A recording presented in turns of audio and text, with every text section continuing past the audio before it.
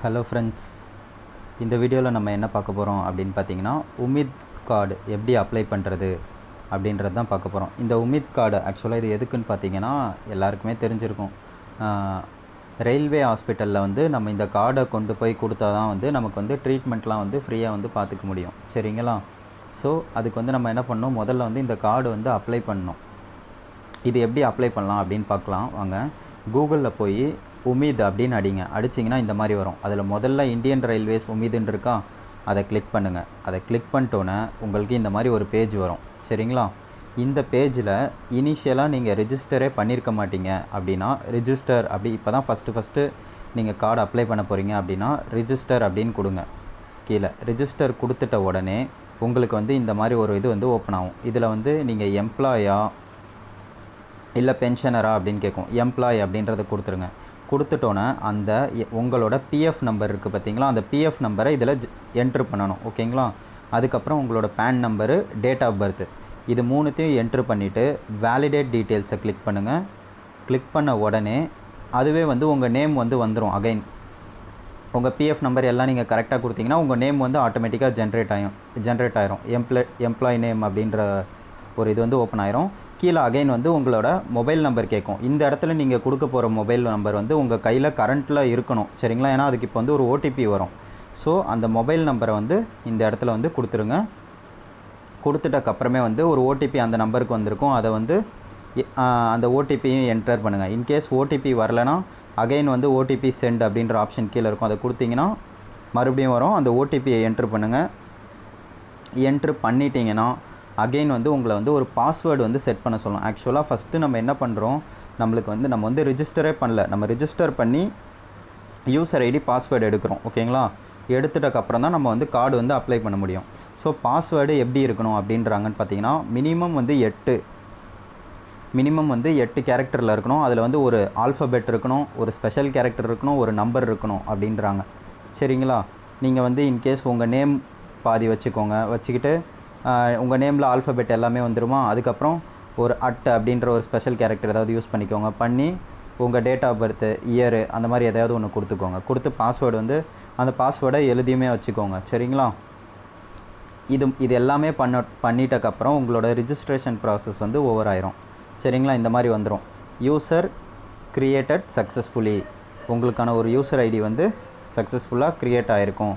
Again நீங்கள் என்ன பண்ணணும், இப்போ யூசர் ஐடி க்ரியேட் ஆகிடுச்சு. மறுபடியும் வந்து உமித் அப்படின்னு கூகுளில் அடித்து உள்ளே போனீங்கன்னா மறுபடியும் இந்த பேஜ் வருதா. இப்போ நீங்கள் ரிஜிஸ்டர் பண்ணிட்டதால் பிஎஃப் நம்பர், உங்களோட பிஎஃப் நம்பர் தான் உங்களோட யூசர் ஐடி. பாஸ்வேர்டு வந்து நீங்கள் வந்து க்ரியேட் பண்ணிங்க பார்த்தீங்களா, அந்த பாஸ்வேர்டு போட்டு இந்த கேப்சாவை போட்டிங்கன்னா லாகின் பண்ணலாம். சரிங்களா? இப்போது லாகின் பண்ணிட்டோன்னே இந்த மாதிரி ஒரு பேஜ் வந்து உங்களுக்கு ஓப்பன் ஆகும். இந்த பேஜில் நீங்கள் என்ன பண்ணணுன்னா, ஃபஸ்ட்டு உமித் அப்படின்னு இருக்குது பார்த்தீங்களா, எம்ப்ளாயின்னு, அதை வந்து கிளிக் பண்ணணும். யூனிக் மெடிக்கல் ஐடென்டிட்டி கார்டுன்னு இருக்கா, அதை கிளிக் பண்ணணும். அதை கிளிக் பண்ணிவிட்டு மேலே ஒரு 3 லைன் காட்டுதா லெஃப்ட் ஹேண்ட் கார்னரில், அந்த 3 லைனை கிளிக் பண்ணணும். சரிங்களா? அந்த 3 லைனை கிளிக் பண்ணோன்னே உங்களுக்கு இந்த மாதிரி வந்துடும். இந்த மாதிரி வந்தோடனே இதில் வந்து நீங்கள் இப்போ தான் அப்ளை பண்ண போகிறீங்க. ஸோ இனிஷியேட் அப்ளிகேஷன் அப்படின்றத கிளிக் பண்ணி, இனிஷியேட் அப்ளிகேஷன்றதை கிளிக் பண்ணிங்கன்னா உங்களோட டீட்டெயில் எல்லாமே இதில் வரும். உங்களோட பிஎஃப் நம்பர் என்னன்றது வரும், உங்களோட நேம் என்னென்னு வரும், அதே மாதிரி டெசிக்னேஷன் இது எல்லாமே வந்துடும். சரிங்களா? வந்துட்டோடனே நீங்கள் மேலா ஃபீமேலா அதெல்லாம் கிளிக் பண்ணிட்டு மேல் இது எல்லாமே வந்துடும். ஜெண்டர் எல்லாமே வந்துடும். இந்த பிளட் குரூப்லேருந்து நீங்கள் ஆட் பண்ணுற மாதிரி இருக்கும். பிளட் குரூப் என்ன பிளட் குரூப் அதை ஆட் பண்ணணும். அதுக்கப்புறம் உங்களோட ஆதார் நம்பர் ஆட் பண்ணணும்.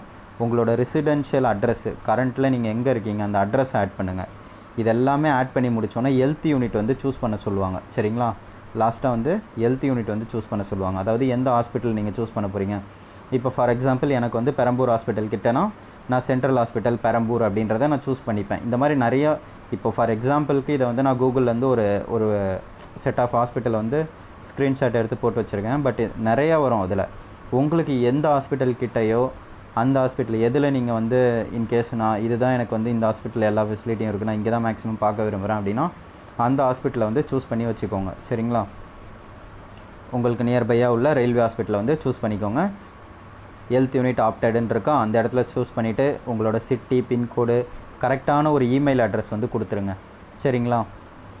இது எல்லாத்தையுமே கொடுத்துட்டு ஆக்சுவலாக வந்து இந்த மெடிக்கல் கார்டு வந்து யாரெல்லாம் அப்ளை பண்ணலாம் அப்படின்னு பார்த்தீங்கன்னா, நீங்கள் வந்து ரயில்வே எம்ப்ளாயாக இருந்தால் நீங்கள் பண்ணிக்கலாம். உங்கள் வீட்டில் உங்கள் ஃபேமிலி மெம்பர்ஸ் எல்லாருக்குமே வந்து இதை வந்து நீங்கள் வந்து அப்ளை பண்ண முடியாது. இதுக்கு வந்து ஒரு ரூல் ஒன்று இருக்குது, ஓகேங்களா? டிபெண்ட்டாக இருக்கணும். அவங்க வந்து உங்களை டிபெண்ட் பண்ணி இருந்தால் தான் அவங்களுக்கு வந்து நீங்கள் அப்ளை பண்ண முடியும். டிபெண்ட்னா எப்படி சொல்கிறதுனா, இன்கேஸ் நான் இருக்கேன், ஓகேங்களா? எனக்கு வந்து மேரேஜ் ஆகலை, எனக்கு வந்து அண்ணன், தம்பி, அம்மா, அப்பா எல்லோரும் இருக்காங்க, ஓகேங்களா? இப்படி இருக்கிற பட்சத்தில் எனக்கு அப்பா இருக்காங்க. அப்பா இருக்கும்போது என் ஃபேமிலி மெம்பர்ஸ் யாருமே எனக்கு வந்து டிபெண்ட் ஆக மாட்டாங்க. இன்கேஸ் எனக்கு அப்பா இல்லைனா என் ஃபேமிலியில் இருக்க எல்லாருமே வந்து எனக்கு வந்து டிபெண்ட் ஆவாங்க. அதுவுமே யார் ஆவாங்க? இன்கேஸ் அப்பா இல்லைனா மட்டும்தான் அவங்க டிபெண்ட் ஆவாங்க. அப்பா இருந்தால் உங்கள் ஃபேமிலியில் இருக்க யாருமே வந்து உங்களுக்கு வந்து டிபெண்ட்டாக ஆக மாட்டாங்க. அவங்களுக்குலாம் நீங்கள் அப்ளை பண்ண முடியாது, உங்களுக்கு மட்டும் தான் பண்ண முடியும். அதுவுமே வந்து அப்பா இல்லைனா என்ன ரூலுன்னு பார்த்தீங்கன்னா, உங்களுக்கு இப்போ உங்கள் அம்மா வந்து நீங்கள் வந்து ஆட் பண்ணிக்கலாம், சரிங்களா? அதுக்கப்புறம் இப்போ உங்களுக்கு தங்கச்சி, அக்கா யாராவது இருந்தாங்க, அன்மேரிடாக இருந்தாங்கன்னா எனி ஏஜ் அவங்கள ஆட் பண்ணிக்கலாம். அதே மாதிரி அண்ணன், தம்பி யாராவது இருந்தாங்கன்னா அவங்க வந்து 21க்கு பிலோவாக இருந்தால் தான் அவங்கள ஆட் பண்ண முடியும். இதுதான் ரூல், சரிங்களா? டிபெண்ட், இவங்க தான் உங்களோட டிபெண்ட். புரிஞ்சிருக்கும்னு நினைக்கிறேன். அதே மாதிரி இன்கேஸ் நீங்கள் மேரேஜ் ஆயிடுச்சு உங்களுக்கு, ஓகேங்களா? நீங்கள் உங்கள் ஒய்ஃப் ஆட் பண்ணலாம், உங்கள் பசங்களை ஆட் பண்ணலாம், அதெல்லாம் ஆட் பண்ணிக்கலாம். அவங்களுக்குலாம் ஆனால் நான் சொன்ன மாதிரி அந்த 21 வயசுக்குள்ளே இருக்கணும். அவங்களெல்லாம் வந்து நீங்கள் வந்து ஆட் பண்ணிக்கலாம், சரிங்களா?